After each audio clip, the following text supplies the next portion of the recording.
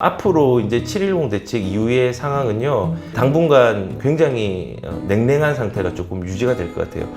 매도자들이 이제 없겠죠. 매수할 사람은 굉장히 많은데 매도할 사람은 없는 시장이 될 수도 있어요. 그래서 이제 이 시장이 조금 지나고 하반기가 되면은 아마도 틈틈이 조금씩 나오는 매물들이 있을 건데 그 매물들이 이제 고가로 이제 달릴 수 있는 가능성이 굉장히 크죠. 결국은 이게 거래가 안 돼서 그래요. 원인은 딱 하나예요. 거래를 막았어요. 거래를 할 수 없는 시장을 만들었어요. 이 거래를 할 수 없는 시장을 이제 원인을 분석을 해보면 이런 거죠. 보세요. 신규 예정 물량이 있잖아요. 재건축을 하든지 정비 사업을 하든지 재개발을 하든지 뭐 여러 가지를 풀어놔야 되는데 신규 예정 물량이 없어요. 그리고 앞으로도 없을 예정이에요. 왜냐하면 보세요. 재건축은 조합 설립 인가 이후에 거래가 불가해요. 투기과열지구 이상이죠. 근데 거래가 불가한데 예외상은 있죠. 10년을 가지고 있고 이제 5년을 거주했으면은 예외적으로 나오긴 나오는데 바보가 아닌 이상은 가지고 있는 경우가 굉장히 많아요. 그래서 일단 재건축이 막혔어요. 그리고 재개발 같은 경우는 어때요?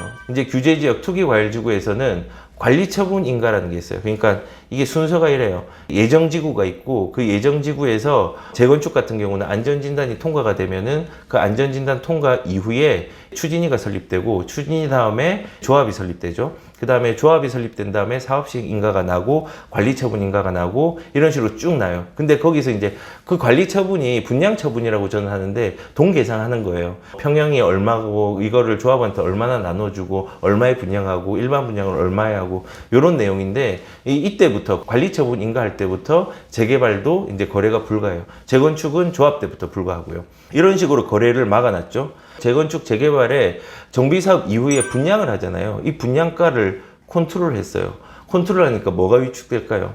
전체적으로 좀 길게 근본적으로 보면 건설사업, 건설업들이 위축이 돼요. 그리고 분상제라는 이제 고가 분양을 막아놨기 때문에 사업성이 안 나오기 때문에 사업이 지연이 돼요. 결국은 이것도 컨트롤하니까는 거래를 할 수 없는 상태가 어느 정도는 형성이 되죠. 그리고 분양권에 전매 제한이 있어요. 전매 제한을 하면 어떻게 돼요? 거래가 안 되잖아요. 등기를 친다고 하더라도 거래가 안 되는 거예요. 최대로 이제 공공에서 나오는 것 자체도 거래가 8년, 10년까지 안 되니까 누가 이걸 하겠어요. 그리고 이제 뭐 재개발, 재건축에 공공 재개발, 공공 새로운 게 나왔죠. 재건축, 공공 재건축까지 나왔어요. 이거 한다고 해도 공공이 주도하는 거예요. 공공이 주도하면요, 뭐가 많이 들어갈 거예요? 임대주택이 많이 들어가요. 그리고 인센티브 준다고 하죠. 그거 임대주택으로 다 채울 거예요. 사업성 안 나와서 이거를 처음으로 시범적으로 하려고 하더라도 이제 사람들이, 조합원들이 계산기를 두드려 보는 거예요. 안 해요. 할 수 없는 상황이 굉장히 많아요. 그래서 이런 식으로 모든 것들을 다 막아놨죠. 그러면 이제는 서울 같은 경우는 신축들, 이제 준신축들이 곽강을 받아서 가격들이 많이 오르겠죠. 그 오르면은 주변에 구축까지 퍼지고 뭐 이런 식으로 해가지고 아마 가격의 파동이 계속 흘러갈 거예요. 결국은 어떤 물건에 집중이 되고 그 다음에 어떤 물건들을 다 제한을 하니까 거래가 막히고 이거는 물량을 내줘야 되는데 내주지 않는 정말 안 좋은 어리석은 정책이라고 저는 생각이 들어요. 정부가 그거예요. 너 살래 죽을래? 살래 감옥 갈래? 아니면 죽을래? 이것도 아니고 그냥 살래 죽을래 이렇게 하는 거예요. 그래 할 테면 해봐. 그런 식으로 하니까 지금 사람들이 심리가 얼마나 불안하겠어요. 부동산은요, 원칙적으로는 수요와 공급에 의해서 이루어지는 거고 그 수요와 공급에 각각에 있는 사람들이 심리들이 작용해서 움직이는 거예요. 근데 그거를 너무 불안하게 만드니까는 사람들이 이게 진짜 좋은 건지 안 좋은 건지 모르고 그냥 틈새만 있으면 계속 이제 끼어드는 거죠. 그래서 이런 시장이 신규 예정 물량들 포함해가지고 거래가 막혔다는 걸 말씀을 드리는 거예요. 그리고 이제 기존 아파트, 얘들은 이제 세금으로 그 신규로 나오는 것도 마찬가지지만 기존 아파트도 세금으로 때려 막았잖아요. 취득세가 8%, 12%? 이게 말이 돼요? 취득세가 원래는 4%예요. 4%가 지금 오피스텔이나 토지 같은데 4% 해가지고 뭐 농특세라든지 해가지고 뭐 4.6%가 되잖아요. 근데 원래는 이게 1%에서 3%까지 된 거는 특례에 의해서 그렇게 좀 완화된 건 맞아요. 그거는 진짜 거래세가 세계적인 어떤 거래세, 이제 취득세에 비해서는 조금 싼 거는 맞아요. 근데 이 사람이 왜 이제 8%, 12%를 했냐면은 4% 집 한 개, 그 다음에 8% 집 두 채, 이제 12% 이제 집 세 채, 요렇게 그냥 단순하게 한 거예요. 근데 취득을 해가지고 들어가려고 하는 사람들이 두 채 있는 사람이 과연 자기가 투기 목적으로만 있는 게 있을까요?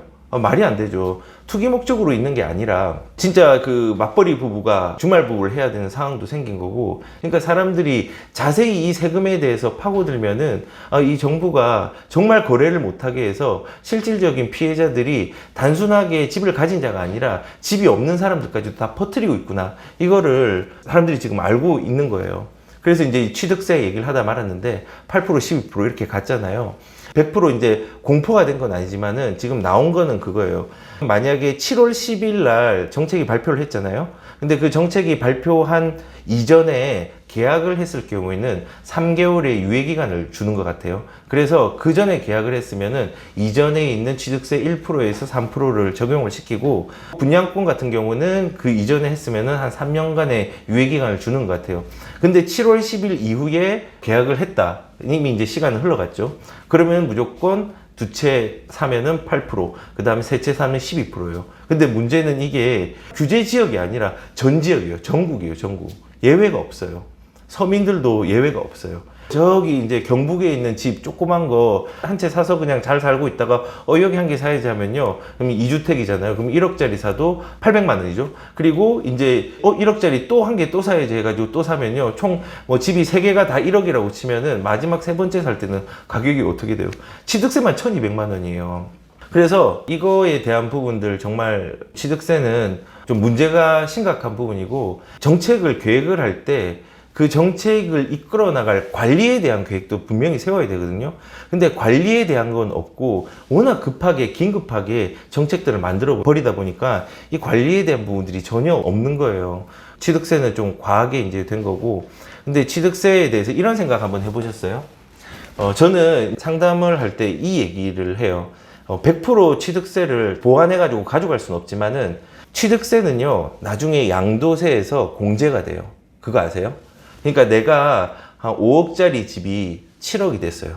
2억 정도의 차익을 남긴 거잖아요. 그러면은 지금 중과가 되면은 집이 세 채가 있으면 2억에서 거의 최대 세율이 79.2%, 지방세 포함해서 말씀드리는 거예요. 그렇게 되잖아요. 그런데 만약에 이 정권에서 만들어 놓은 중과세가 폐지가 된다면, 나중에 먼저 취득세를 한 8% 정도, 두 채면은 8% 정도를 내고, 그 낸 거 5억에 8이면은 5, 8, 40, 4천만 원이죠. 4천만 원을 내고, 나중에 중과세가 폐지 후에 양도세에서 그 4천만 원을 공제받으면요, 4천만 원 전부에 대한 혜택들을 받을 수는 없겠지만은, 분명히 폐지 후에 그 공제를 받으면요, 양도세 구간이 줄어들어요. 그러면 그걸 기다릴 수 있는 물건들 한 개를 더 사가지고 기다려서 나중에 파는 것도 방법이에요. 그래서 취득세는 지금 너무 이제 어떤 예외상 규정들이 없기 때문에, 중요한 거는 이 취득세도 그런 틈새들이 조금 있을 수 있다라는 걸 한번 말씀을 드렸어요. 그리고 이제 기존 아파트에서 거래를 또 막은 거는 다주택자, 방금 말했던 양도세 중과가 79.2%예요. 10억을 벌면은 그냥 보수적으로 공제 같은 거 생각 안 하고 8억을 내야 돼요. 이게 말이 안 되죠. 제가 좀 나쁜 표현을 하자면요, 세상에는 소소한 도둑이 있고 큰 도둑이 있는 것 같은데, 저는 진짜 뭐 이런 말 하면은 뭐 좀 문제가 될 수는 있겠지만 정말 큰 도둑으로 여겨져요.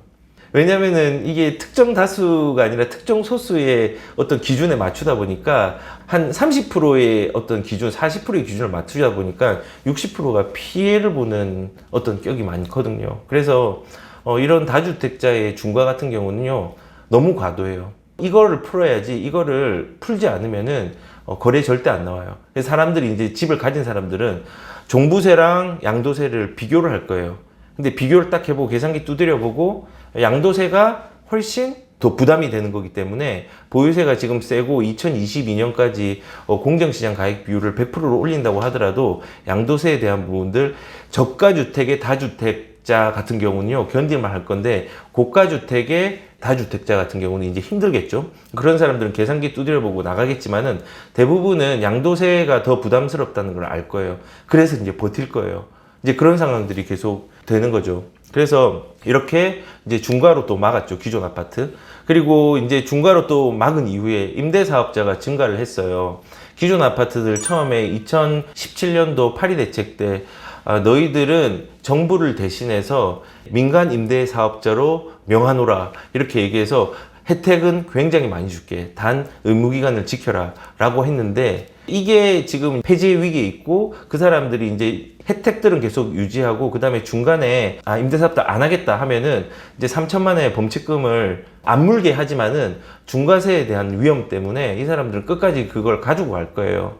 그 만약에 이제 이게 없어지면은 중과세가 과도하게 물어지기 때문에 집을 한 10채 가지고 있는 사람이 임대사업자 한 9개를 냈는데 그 9개가 다 없어지면은 종부세 대상되고 중과세 되는 사람들이 굉장히 많아지잖아요.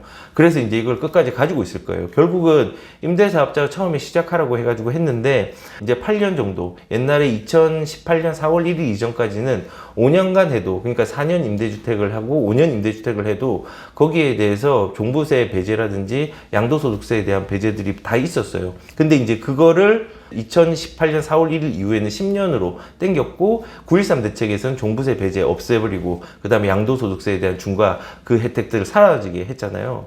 이게 진짜 배제가 아니라 그냥 완화를 했습니다. 조금만 축소를 하면 되는데 그냥 모아님도로 이렇게 한 거예요. 제가 이제 말하고 싶은 거는 그거예요. 이렇게 이제 권장을 해가지고 임대사업자가 굉장히 많이 늘어났어요. 임대사업자가 늘어났다는 건요, 거래를 못하게 일단 8년 동안, 5년 동안, 10년 동안 막았다는 거죠. 그 막은 걸로 이제 매물이 안 나올 거예요. 자, 그러면 지금 보세요. 재건축, 재개발, 정비사업에서 이제 분상제가 나오거나 HU제에서 고가 분양에 대한 제한 때문에 건설업 위축, 그 다음에 분양권 전매 제한, 그 다음에 재개발, 재건축에서 이제 공공에서 주도해서 임대주택은 많이 나오지만 일단은 실질적으로 늘어날 수 없는 구조, 그 다음에 기존 아파트에서 취득세, 양도세, 보유세, 그 다음에 임대사업자의 증가, 거래를 할 수 없는 상황, 다 막힌 상황이에요. 그런데 거래가 이제 급감한 상에서 법인과 신탁까지도 이제 완전히 막아서 그걸로 거래를 할 수 있는 사람도 없어졌어요. 사실은 법인 같은 경우는 절세수단이고 신탁도 절세수단이지만은 법인은 조금 투기성이 있는 부분들로 많이 활용되긴 했어요. 그래서 조금은 강화를 하긴 했어야 되는데 이것도 막아놓지 않은 법 범위 안에서 계속 유지를 하다가 이거에 대해서 기회를 안 주고 그냥 토끼몰이를 해서 그냥 아예 가둬버리고 이제 죽여버리는 꼴이 되는 거잖아요. 이것도 조금 과하다고 생각해요. 이런 부분들도 이제 사용해서 거래를 못하게 되는 거예요. 그리고 지금 이제 말이 나오는 게 마지막 출구가 뭐였죠? 증여. 증여에 대한 부분들이 취득세를 12%까지 올린다고 하니까 이제는 이것도 이제 막히면은 이제는 숨 쉴 구멍을 없게 만든 거예요. 우리는 그냥 물 안에 이렇게 잠수시킨 거예요.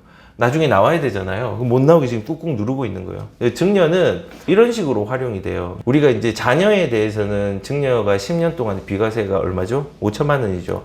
부부간에서는 10년 동안 6억 정도를 비과세로 증여를 할 수 있어요. 그러니까 이런 거죠. 남편이 부인한테 6억을 증여를 했어요. 그 증여를 하고 취득세를 내겠죠. 한 4%. 근데 이걸 지금 늘린다는 거예요. 취득세를 내고 이제 증여를 했어요. 그러면은 그 6억을 5년 동안 유지를 하면요, 양도소득세가 빵원이에요. 그러니까 세금이 안 나온다는 거예요. 증여세 내고 난 다음에 얘기를 하는 거예요. 그래서 빵원인데 왜 이제 5년을 뒀냐면 그거를 증여를 하고 난 다음에 바로 팔아버리면은 안 되잖아요. 그래서 5년 안에 팔면은 이제 양도소득세를 증여를 받은 사람이 시작한 시점이 아니라 처음에 그 집을 샀던 시점 있죠. 그 샀던 시점부터 소급해가지고 세금을 계산해가지고 세게 나와요. 그래서 이제 5년은 유지를 해야 되는 거예요. 그리고 5년이 유지했을 때 동일한 가격에 팔았을 때 양도소득세 격인 게 0원이라는 거예요. 근데 거기서 차익이 좀 낮다. 그럼 그 차익에 대한 부분만 세금을 부과해요. 결론적으로는 이런 식으로 지금 증여가 있었는데 여기 취득세를 올려버린다고 하면은 아직 결정은 안 됐죠. 아니 될 것 같아요. 그러면 이제는 모든 숨구멍들 신규, 기존, 그 다음에 증여 전부 다 이제 다 막아요. 이제 거래가 없어. 이제 거래할 수 있는 방법도 없고 증여할 수 있는 방법도 없으니까 이 정권이 끝나기만 기다리자. 이제 그 생각만 계속 하는 거예요.